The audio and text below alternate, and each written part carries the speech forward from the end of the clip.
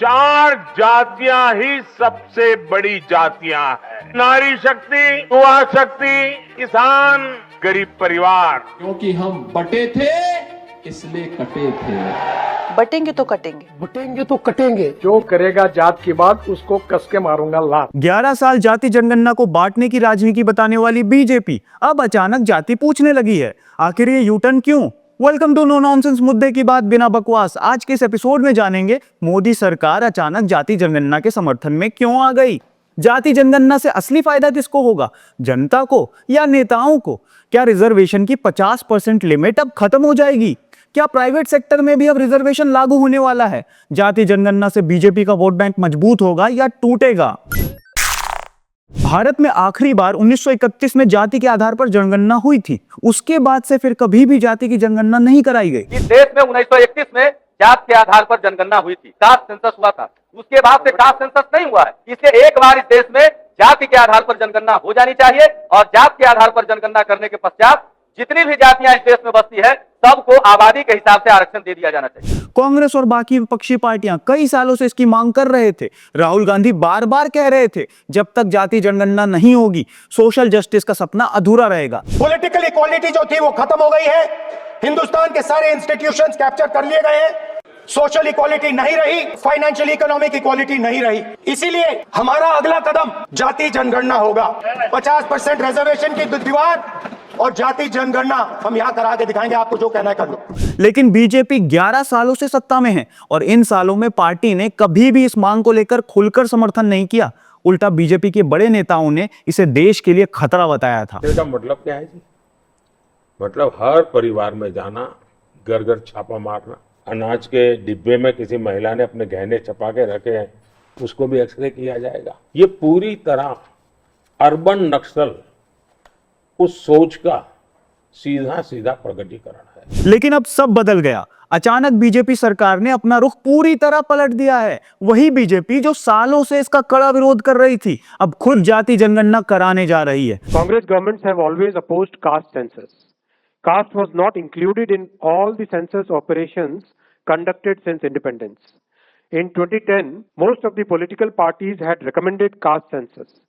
Despite this, Congress government decided to conduct only a survey of caste instead of a caste census. Caste census कराने की कोशिश 2010 में कांग्रेस सरकार ने जरूर की थी, लेकिन उस समय सिर्फ जातियों का सर्वे हुआ था, पूरी जाति जनगणना नहीं हुई थी। अब मोदी सरकार ने सीधे कहा है जो कांग्रेस इतने सालों में नहीं करा पाई बीजेपी सरकार अब वो काम करके दिखाएगी। यानी बीजेपी ने एक झटके में विपक्ष के पुराने मुद्दे को अपने नाम कर लिया। कांग्रेस और बाकी विपक्ष अब कंफ्यूज्ड हैं। उन्हें समझ नहीं आ रहा कि इस पर क्रेडिट लें या फिर बीजेपी को फायदा उठाते हुए देखे चुपचाप बैठकर। बीजेपी के बड़े नेता अब मीडिया में खुलकर कह रहे हैं कांग्रेस और विपक्ष सिर्फ बातें करते रहें, असली काम हम बीजेपी वालों ने किया है। वैसे तो कांग्रेस और विपक्ष कह रही है कि ये उनकी जीत है, लेकिन असली सवाल यही है जब 6 महीने बाद बिहार चुनाव होंगे तब जनता किसकी सुनेगी? लोगों को याद रहेगा कि यह कांग्रेस की मांग थी या बीजेपी से अपनी कामयाबी की तरह दिखाएगी? वैसे भी ये पहली बार तो है नहीं। फार्म लॉस, जीएसटी और डिमोनेटाइजेशन जैसे बड़े मुद्दों पर बीजेपी ने विरोध के बावजूद नैरेटिव अपने फेवर में बदल दिया था। तो क्या इस बार भी विपक्ष की मेहनत और बीजेपी का फायदा दोहराया जाएगा? कास्ट सेंसस के समर्थन में जो सबसे मजबूत तर्क दिया जा रहा था वो यही था कि इससे सोशल जस्टिस यानी सामाजिक न्याय का रास्ता साफ होगा। इसके पीछे एक बड़ा कारण भी है। मंडल कमीशन रिपोर्ट के मुताबिक देश की करीब 52% आबादी ओबीसी वर्ग से थी, लेकिन सरकारी नौकरियों में उनका रिप्रेजेंटेशन 12% से भी कम था। यहां तक कि टॉप ब्यूरोक्रेसी में पिछड़े वर्गों की भागीदारी 5% से भी कम थी। ये आंकड़े साफ दिखाते हैं कि भारत में सामाजिक न्याय के लिए जाति जनगणना की जरूरत कितनी ज्यादा है। जाति जनगणना का सबसे बड़ा फायदा यही होगा कि इससे पहली बार देश के पास सही और साइंटिफिक डेटा होगा। सरकार ये पता लगा सकेगी कि आखिर किस जाति को कितना रिप्रेजेंटेशन मिला हुआ है और किस पर ज्यादा ध्यान देने की जरूरत है। इससे रिजर्वेशन सिस्टम में मौजूद प्रॉब्लम्स को भी ठीक किया जा सकेगा। लेकिन अब सवाल ये भी उठता है कि क्या सरकार का मकसद सचमुच में सोशल जस्टिस लाना है या फिर सिर्फ चुनावी राजनीति के लिए वोट बैंक को मजबूत करने की तैयारी चल रही है। पब्लिक सेक्टर लगातार सिकुड़ रहा है, नौकरियां तेजी से घट रही हैं, शिक्षा के स्तर पर भी देश की हालत बहुत अच्छी नहीं है। ऐसे में रिजर्वेशन के जरिए लोगों को न्याय देने के लिए सरकार के पास असली संसाधन कहाँ है? क्या सरकारी नौकरियां इतनी बची हैं कि हर जाति को उसकी आबादी के हिसाब से रिजर्वेशन मिल पाएगा? एक बड़ा खतरा यह भी है कि अगर सरकार रिजर्वेशन का दायरा बढ़ा देती है तो सुप्रीम कोर्ट की ओर से तय की गई रिजर्वेशन की 50% वाली कैप टूट सकती है। तमिलनाडु जैसे राज्यों में पहले से ही रिजर्वेशन की सीमा 69% तक पहुंच चुकी है। क्या पूरे देश में ऐसा होगा? और अगर ऐसा होता है तो जनरल कैटेगरी में नाराजगी क्यों नहीं बढ़ेगी? समाज में संतुलन बिगड़ने का खतरा क्यों नहीं बनेगा? अब आखिर में यह बात भी अहम है कि क्या सरकार का फोकस रिजर्वेशन बढ़ाने पर ही रहेगा या फिर वो एजुकेशन और स्किल डेवलपमेंट जैसे जरूरी क्षेत्रों में भी कुछ ठोस कदम उठाएगी? सोशल जस्टिस का अर्थ सिर्फ रिजर्वेशन नहीं है, बल्कि समाज में मौजूदा इनइक्वालिटी को जड़ से खत्म करना भी है।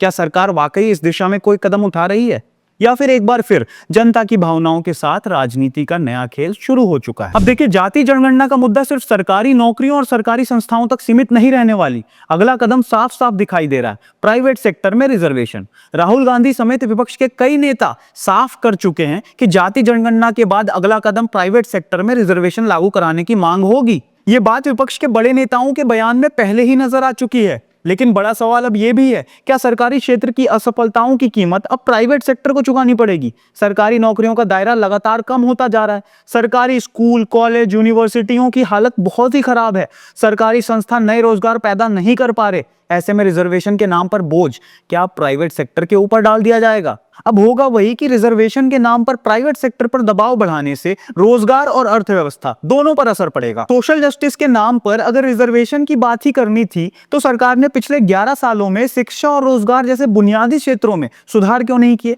क्या सोशल जस्टिस का मतलब सिर्फ जाति के आधार पर रिजर्वेशन देना है? अगर ये रिजर्वेशन लागू होता है तो सरकार की जिम्मेदारी और जवाबदेही दोनों ही खत्म हो जाएगी। सरकार सुधार करने के बजाय सारी जिम्मेदारी प्राइवेट सेक्टर पर डाल देगी। इससे एम्प्लॉयमेंट जनरेट करने वाले बिजनेसेस और एजुकेशनल इंस्टीट्यूट्स की क्षमता पर भारी असर पड़ेगा। सवाल सिर्फ रिजर्वेशन का नहीं, सरकार की असली मंशा का भी है। क्या सरकार सच में सोशल जस्टिस चाहती है या रिजर्वेशन सिर्फ वोटों के लिए इस्तेमाल होने वाला एक हथियार बन गया है? अब एक और बात पर आते हैं कि जाति जनगणना की घोषणा के बाद से बीजेपी के सामने एक बहुत बड़ा सवाल खड़ा हो गया है। क्या यह फैसला उसकी पारंपरिक हिंदुत्व की राजनीति को नुकसान पहुंचाएगा या ये एक नई चुनावी मजबूरी है? बीजेपी लंबे समय से हिंदू समाज को एकजुट करने के नाम पर राजनीति करती रही है। बीजेपी हमेशा कहती आई है, हम बटे थे इसलिए कटे थे। जो जाति की बात करेगा वो देश को कमजोर करेगा। लेकिन अब बीजेपी खुद ही जाति की बात करने लगी है कि हम बटे थे इसलिए कटे थे।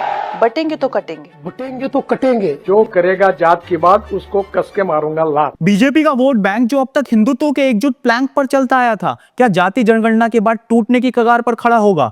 एक बड़ा कारण यह भी है कि बिहार, उत्तर प्रदेश, बंगाल, तमिलनाडु इन जैसे राज्यों में जातिगत समीकरण बहुत इंपॉर्टेंट है। बीजेपी समझ रही है कि इन राज्यों में जाति की राजनीति को नजरअंदाज करना अब मुश्किल है। अब देखिए, खास तौर पर बिहार, जहां नीतीश कुमार की घटती लोकप्रियता और कांग्रेस, आरजेडी और लेफ्ट गठबंधन के मजबूत होने से बीजेपी के लिए चुनौती और बड़ी हो गई है। अब देखिए, जाति जनगणना का यह कदम बीजेपी के लिए चुनावी रणनीति भी हो सकती है, खास तौर पर आने वाले बिहार और यूपी चुनावों के लिए। इंडी गठबंधन के सोशल जस्टिस एजेंडे ने पिछले चुनाव में बीजेपी की हिंदुत्व राजनीति को कमजोर कर दिया था। शायद इसलिए बीजेपी ने अब विपक्ष के इस मुद्दे को अपना ही बना लिया है। लेकिन असली सवाल अब फिर खड़ा हो जाता है, जाति जनगणना की वजह से हिंदुत्व का एकजुट वोट बैंक कहीं टूट तो नहीं जाएगा? बीजेपी की अपर कास्ट से आने वाली समर्थन कहीं नाराज तो नहीं हो जाएगी? आखिर बीजेपी की ये रणनीति आने वाले चुनावों में उसको फायदा पहुंचाएगी या फिर पार्टी के अंदर एक नई नाराजगी को पैदा करेगी? ये देखना अभी बाकी है। आप ही बताइए, क्या जाति जनगणना सच में सोशल जस्टिस लाएगी या फिर बस वोट बैंक का गेम चल रहा है? क्या प्राइवेट सेक्टर में रिजर्वेशन आना चाहिए और क्या कास्ट सेंसस से समाज में और दरार बढ़ेगी? कमेंट बॉक्स में अपनी राय जरूर बताइएगा। चैनल पर नए हैं तो सब्सक्राइब करना मत भूलिएगा। मिलते हैं अगले एपिसोड में। दिस वाज नो नॉनसेंस, मुद्दे की बात बिना बकवास।